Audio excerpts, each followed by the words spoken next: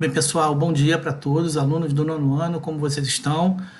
Eu estou começando aqui hoje mais um conteúdo sobre história da arte, sobre arte pré-colombiana e pré-cabralina, tá legal? A gente vai ver aí como é que eram essas coisas aí, principalmente ligado aos movimentos artísticos, né, antes do descobrimento e depois também das Américas, né? A gente vai falar um pouquinho da arte mexicana, peruana e também a arte indígena brasileira, tá legal? Isso está no livro, na página 84, no livro de História da Arte, e vocês podem acompanhar comigo por ali também. Beleza? Então vamos lá, galera, vamos avançar aí. Bem, pessoal, no fim do século XV, enquanto a Europa vivia o chamado Renascimento, portugueses e espanhóis lançavam-se ao Atlântico em grandes viagens que resultaram na dominação do continente americano. Aqui eles encontram povos com culturas muito diferentes da europeia. Na parte sul do atual território mexicano, na região da península do Yucatán, fixou-se ali a civilização maia, iniciada por volta do ano 1000 a.C., e ela teve seu auge entre os anos 300 e 1000 da era cristã. Quando os colonizadores chegaram à América por volta de 1492, essa cultura já se encontrava em declínio. Os maias construíram grandes cidades e desenvolveram uma grande arquitetura monumental, como mostram obras encontradas em regiões do sul do México, Guatemala e Honduras. Aqui a gente está falando um pouquinho, né, da arte pré-colombiana, as manifestações artísticas dos povos nativos da América Espanhola antes da chegada de Cristóvão Colombo, por volta de 1492. Tá? Nesse caso, a arte compreende objetos com funções definidas, em geral mágica ou religiosa, e também artigos simplesmente belos criados para decoração. Suas criações culturais mais conhecidas eram da mesma época que as obras do Renascimento europeu. Então, pessoal, aqui a gente pode ver alguns exemplos, né, da arte dos antigos povos mexicanos, do período de 1100 a.C. a 200 depois de Cristo, né, obras em grandes dimensões, a gente pode perceber nessas cabeças aqui, esculpidas em pedras, tá? Os maias desenvolveram uma arquitetura monumental como pirâmides e palácios. Bem, pessoal, a gente pode perceber essa primeira imagem aqui de um templo maia, tá? Os templos maias eram geralmente erguidos sobre uma base piramidal, né? Claro que é em forma de pirâmide. A gente pode observar essa construção sobre os patamares retangulares que formam a pirâmide, no topo dos quais fica um templo, também retangular. Esse aqui em cima, não sei se vocês conseguem perceber aqui em cima, tá? Existe ainda na fachada do edifício uma espécie de frontão trabalhado em relevo, tá? Que é aqui na frente, e o acesso ao templo é feito por uma escadaria bem inclinada, que é essa escadaria aqui. Tá? E aqui, a outra imagem que a gente tem é o Palácio Maia. Né? A gente pode observar que esse palácio tem apenas um andar, mas assim como os templos, apresenta forma retangular e ornamentos em relevo. E aqui a gente coloca alguns exemplos, né, dos astecas, né, que detinham conhecimento da matemática e da astronomia. Então a gente tem aqui, ó, a Pedra do Sol, talhada em pedra, encontrada por volta de 1790, e apresenta ao centro da figura de Tonatiuh o deus Sol.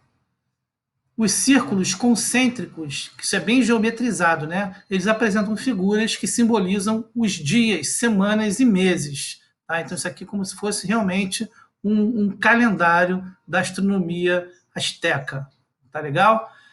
E a gente tem aqui, ó, a arte na região dos Andes. A gente tem a arquitetura inca, né, que apresenta imponência e sobriedade, poucos elementos ornamentais, como as portas e formas de trapézio. A gente tem essa porta aqui em forma de trapézio. Tá? E aqui a gente tem a imagem de Machu Picchu. Né? Todo mundo já deve ter ouvido falar, alguns já devem ter conhecido, né? Então tem muitos mistérios que ainda envolvem a história dessa cidade, mas o estudo de suas ruínas permitiu descobrir sua divisão em setores. Um bairro da nobreza, uma praça sagrada, um bairro dos mestres, né, e artesãos. O maior dos mistérios, porém, continua a ser o porquê de sua construção.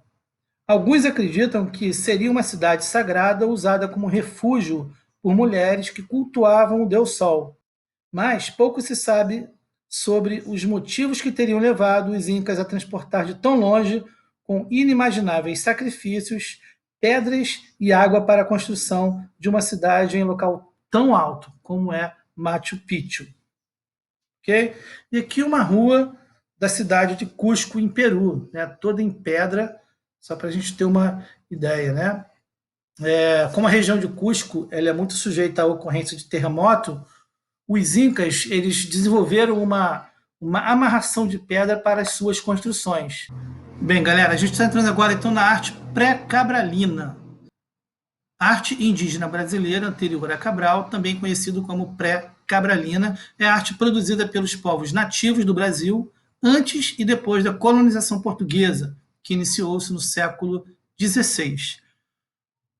Considerando a grande diversidade de tribos indígenas no Brasil, podemos dizer que, em conjunto, elas se destacam na arte da cerâmica, do trançado e de enfeites no corpo.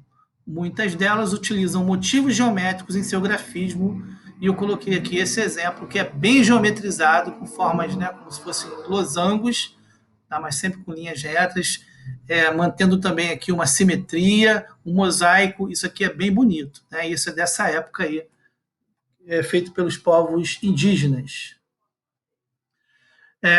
Coloquei aqui uma arte integrada à cultura, né? E relacionada às funções sociais, como armas, roupas e objetos. E aí, quando dizemos que um objeto indígena tem qualidades artísticas, o fazemos do nosso ponto de vista, e não do ponto de vista do indígena. Para ele, os mais simples objetos usados no dia a dia, como redes, potes, cestos, etc., devem ser feitos com muito capricho e com perfeição. Desse modo, os objetos são belos porque são bem feitos e não por serem obras artísticas. Nas sociedades indígenas, a preocupação com a beleza aparece também nos acessórios, como colares, tangas, cocares. Outro aspecto importante da arte indígena é que ela representa mais as tradições da comunidade que as preferências do artista. Assim, o estilo da pintura corporal, do trançado e da cerâmica varia muito de um grupo para o outro, como se fosse uma marca daquela comunidade. Tá? Então, aqui eu coloquei alguns exemplos, né, da cultura indígena após 1500 também, após a colonização portuguesa, né, quando os indígenas buscaram serviços nas cidades. Então, eles já começavam a criar tendas como se fossem feiras para poder vender os seus produtos e gerar, então, uma renda. Iniciaram também a produção de cestarias. Então, tem vários tipos de cestas. A gente pode ver aqui que tudo muito em forma de palha, mas sempre com motivos geométricos. A gente consegue observar aqui toda essa geometrização, e vocês sabem que eu sempre falo disso, né? Eu sempre estou incluindo a parte da geometria quando a gente fala aí de história da arte. Tá? E temos aqui as cerâmicas marajoaras e de Santarém. Né? Então, além dos cestos de palha, também temos em cerâmica. Tá? Isso aqui como se fosse um vaso também. Então, na cultura marajoara, produções de vasos domésticos, cerimoniais e funerários. A gente tem aí também, mais uma vez, o grafismo geometrizado. Então, tudo isso aqui é geometrização pura. Tá? Isso aqui é feito, claro, em baixo relevo. Na cultura Santarém, decoração com pinturas e desenhos e ornamentadas em relevo, figuras humanas e de animais. Esse aqui é uma urna funerária da fase marajoara. Ela tem 37 centímetros de altura e está lá no Museu Paraense Emílio Gueldi. Bem, continuando, a gente vai falar um pouquinho sobre cosmologia e organização do mundo. Narrativas que explicam a origem do universo, expressões orais, visuais e materiais, culturas marcadas por uma visão de mundo dualista, que são sistemas de metades, organização física das aldeias e arquiteturas das casas. Os grafismos caigangues registram um sistema de dualidades, estão presentes nos corpos dos indígenas, cestarias, armas, cabaças, tecidos e cerâmicas. Tá? Então, coloquei aqui alguns exemplos. Tá? Expressão material e funções, que são as produções de instrumentos musicais feitos de bambu, que a gente chama de uruá. Flautas uruais do povo Calapalo, utilizado durante o ritual Quarupi. Tocam para apresentar os adolescentes à aldeia. Tá? Então, quando a criança passa a ser adolescente, então tem todo esse ritual de apresentação utilizando as flautas uruais do povo lá do ritual Quarupi. Tá? Falando agora dos grafismos, suas funções e significados, a gente pode colocar que cabe às mulheres o conhecimento do Ken Queen, prática de desenho geométrico. Coloquei aqui até um exemplo desse grafismo, né? Que significa desenho verdadeiro e está presente na pintura corporal, nas cerâmicas, tranças de cestarias, nos móveis e nos tecidos. Tá? Então, eu coloquei alguns exemplos aqui de pintura, né? Essa aqui é a pintura do rosto dessa indígena. Aqui, na pintura do corpo, né? Nas costas, também reparem que sempre com motivos geométricos, né? Geometrizados. Por isso que o pessoal chama de tribal, né? Porque isso é originário das tribos indígenas. Ok? Temos aqui a cultura, né, de material artesanato, aquilo que eu falei anteriormente, né, eles começaram a produzir para vender nas feiras e gerar, né, renda para as tribos. Okay? Então, a gente tem vários tipos aqui de ornamentos e de objetos. Tá? Então, como eu disse antes, os povos indígenas produzem seus artesanatos como meio de ganhar dinheiro com as vendas dessas peças. Então, temos aí os cocares do povo Caiopó, feitas com canudos plásticos. Dá para ver aqui bem o exemplo aqui, ó, e nem parece canudo, né? Fica bem certinho. E produtos de origem animal, como penas e couros, são proibidos atualmente. Tá? A gente está falando aqui agora já vindo mais para frente, né? Então, hoje você já não pode usar as penas e couros do animal, né? Quando eu falo você, são os índios, é claro. Então, a gente continuando aqui, ó, são as artes indígenas mais recentes, e eu tirei essas duas imagens do livro, né, do livro de vocês, na página 92 e 93, onde a gente tem aqui um espremedor de mandioca, né, que chamam de tipiti. Temos aqui também ornamentos, né, que são ligados à beleza e utilidade. A gente pode notar a beleza obtida pela tecelagem com fios de buriti e fios de algodão. Tá? Chama-se rede Camaiurá, lá de Mato Grosso. Ele tem 2,5 metros de comprimento. E temos outros objetos aqui, tá? Como um abanador, né? Que antigamente chamava-se de ventarola, né? 50 centímetros, né? A gente pode observar o trançado feito de duas maneiras, a primeira partindo de empunhadura e formando um triângulo, a segunda formando a copa do abano. Tá? Então, a gente tem aqui a copa do abano e esse triângulo aqui para... E, mais uma vez eu lembro, né? Formas geométricas. Tá? Temos aqui também um vaso que se chama zoomorfo. A gente pode notar a pintura desse vaso de barro cozido, usando para o caxiri, bebida feita com mandioca fermentada. Tá? Temos aqui também, né, uma arte plumária e um colar.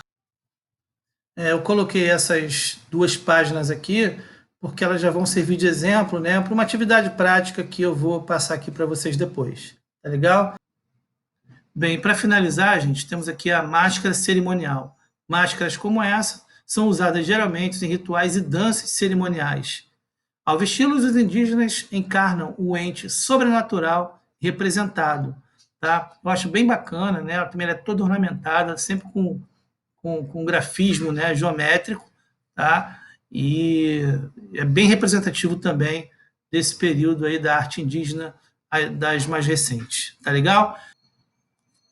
Bem, pessoal, e para finalizar, eu coloquei aqui a atividade 4 do livro de vocês, que está lá na página 97, que é uma atividade sobre artesanato com diferentes tipos de material. Tá? Então, vocês vão observar, né, os detalhes de alguns objetos da arte indígena, tá legal? Esse que a gente já viu aqui agora, pode ser do livro e também da internet, e você vai confeccionar colares e outros tipos de objetos utilizando diferentes tipos de material, podendo ser papel, anéis de alumínio, tampinha de garrafa, canudo e mais que vocês quiserem usar e puderem usar. Tá legal? Como é que vocês vão fazer? Vocês vão selecionar um ou mais tipos de material e vão criar com eles objetos que possam ser usados como enfeite. Lembrando, mais uma vez, o ornamento indígena. Tá? Depois a gente vai dar um jeito de expor esse trabalho de forma virtual. Mas isso tudo eu vou explicar mais lá para frente, né, que essa atividade é só para o dia 30 de setembro, então é daqui a 2 semanas. Tá legal? Então é isso, pessoal. Espero que vocês tenham gostado, que vocês tenham entendido, tá? E depois eu falo um pouquinho mais sobre essa atividade. Fiquem todos com Deus e até a nossa próxima aula. Um abraço a todos.